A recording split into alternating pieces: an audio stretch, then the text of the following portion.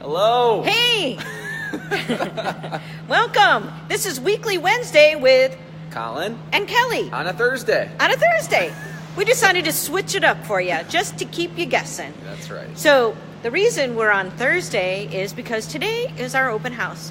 And we've been entertaining and educating and visiting with a lot of our partners all day, and it's been awesome. So thanks for everyone a lot of fun. Yeah, thanks.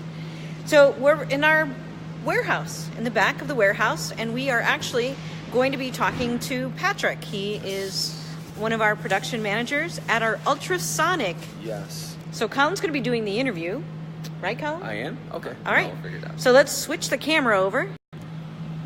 All right. There we go. So what we wanted to do is, if you weren't able to make it to our open house today, we wanted to give you a mini tour of what people experienced when they came to see us today. So this is Patrick.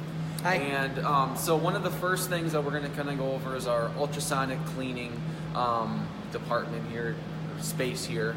And just overall, Patrick, I guess let's start with people that have never heard of it before.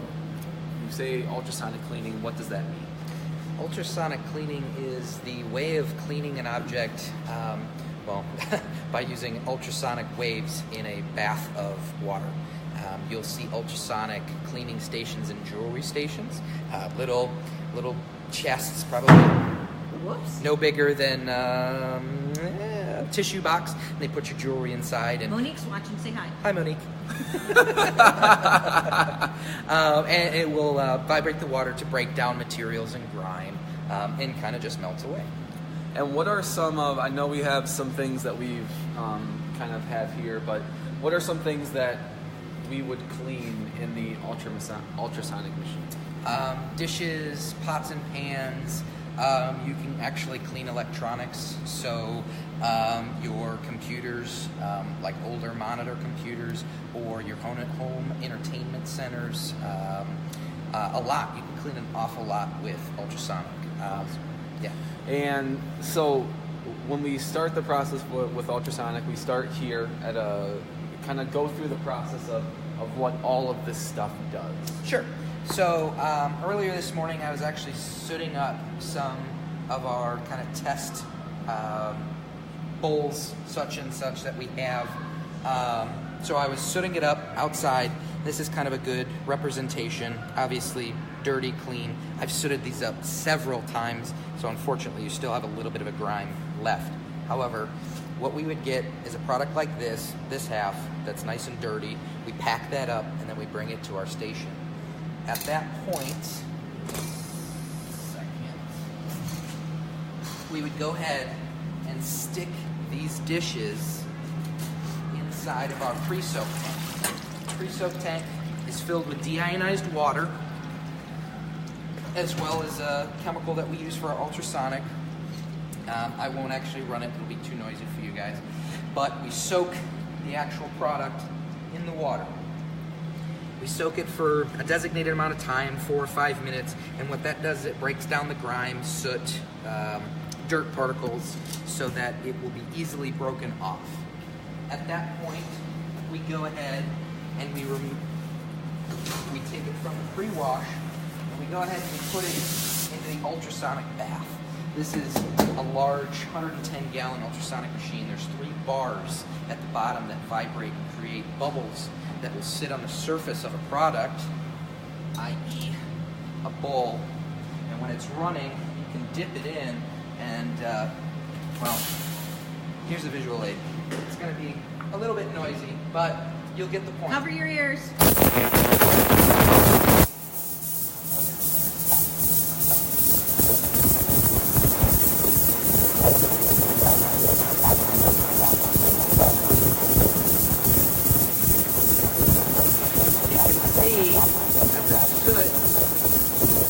Just after a few seconds, it starts to drip and get pulled right off of the bowl.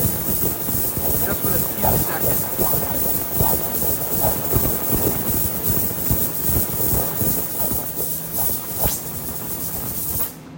So at that point, this would ideally be clean at that point. We go ahead and remove it. We then wash it off with deionized water. right? And why are we using deionized water? Deionized water has no impurities in it, so it's completely free of lead or iron or anything like that. Ideally, we use it so that there are no water spots left on the product, as well as that's how we're allowed to do electronics, because that water doesn't conduct electricity, so we don't fry it. But then once we do that, we take it to our tunnel dryer. We go ahead and put it in for a set temperature, a set amount of time. Go ahead and let that sit, bake. Comes out on the other end. At that point, we would go ahead and rebox it. Awesome. Very good. So that's kind of the gist of our ultrasonic cleaning. Thank you, Patrick. Yeah, no problem, Colin. And now we're going to move over to our Sporta machine. I'm going to take the camera here from Kelly. All right. And we're going to go over to Mitch. Hey, Mitch. Hi, Kelly. How you doing? I'm doing great. We're live here, Mitch. No pressure. Okay, no So big deal. Mitch is in charge of our Sporta soft content. So Mitch, well, first of all, this is a Sporta. Kind of looks like a space capsule to me. So Mitch, tell our Facebook people, why is a Sporta different, or how is it different than my washing machine at home? Okay, first of all, a washing machine at home works by basically twisting and shoving your clothes to clean it. The Sport, on the other hand, works by hydraulics, meaning it pulls the water through the system. It also doesn't do it in one wash. It is not one tablet, it's done. It goes through 6 cycles. Each cycle has its own special sanitation, enzymes. So by the time it's done, it's completely sanitary. This machine is made for doing, basically this one over here, it's made for doing sewage, fire, big difference. When you get things that go through sewer and fire, one thing you have to worry about is contamination. Right, the contaminants are really hot. Contaminants are very dangerous. That's the part that a normal machine will not do.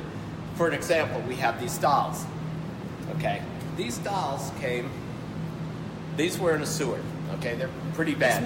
They're Mitch's dolls. That's my dolls, okay? So, but if you look at the back, I have tags on 2 of these dolls, just so I can keep records on them. These 2 dolls tested out at 88%. 88% is a bracket which we have a machine on. This machine itself is for sanitation. It's basically was designed for food, to tell you what's safe to handle, what's not safe to handle. It goes from a scale from 0 to 300. 300 you're never going to see. That's something that would be deadly. Okay, so normally you're going to see up to maybe 150. That would be really on the high side. These dolls, on the hand, when we're tested, were 88. For an example, food is only from 0 to 10 is considered safe to eat. If it was at 20, you'd get food poisoning. So I'll give you just an idea of what you're talking about. Okay, so these dolls tested out. They ran through this machine.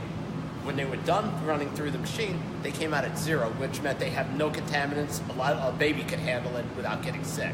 So in essence, food grade safe. Food grade safe. Yep. Perfect. When they were at 88, I'd have to wear gloves and couldn't handle these without it.